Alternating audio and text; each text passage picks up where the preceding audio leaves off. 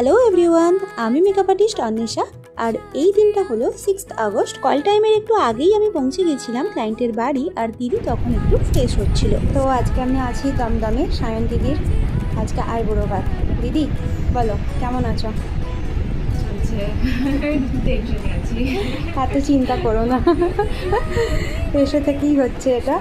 তো দিদি লুকটা একটু বলো যে কীরকম আজকে আইবুড়ো ভাতের লুকটা বলো। নিশাদির সাথে কথাই হয়েছিল যে সাউথ ইন্ডিয়ান শাড়ি পরবো, তাই সাউথ ইন্ডিয়ান একটু লুক চাইছি, প্রিন্টেড শাড়ি চাইছি, একদম সেরকমই লুক পেয়েছি।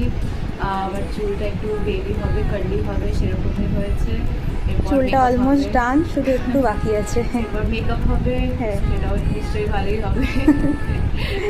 ঠিক আছে, চলো তোমার মনের মতন করেই তোমার সাজাবো, চলো। তো দিদি সেদিনটা একটু টেনশনের মধ্যেই ছিল, আর আমি দিদিকে বারবার অ্যাসিওর করছিলাম যে টেনশন করো না, সব ঠিক থাকবে। আর দিদি যেমন লুকটা চেয়েছিল আমি ঠিক তেমন লুকটাই দিদির ওপর ক্রিয়েট করেছিলাম। বলো শায়ন দিদি, ফাইনাল লুক তোমার? আজকে আইবুড়ো ভাতের লুক যেমন চেয়েছিলাম সেরকমই পেয়েছি।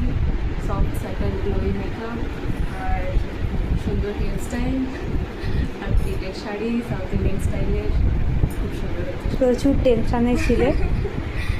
টেনশনে তো খুবই ছিলাম, কিন্তু একদম ধৈর্য সহ্য করে সবাই ঠিক আছে, থ্যাংক ইউ। Thank you.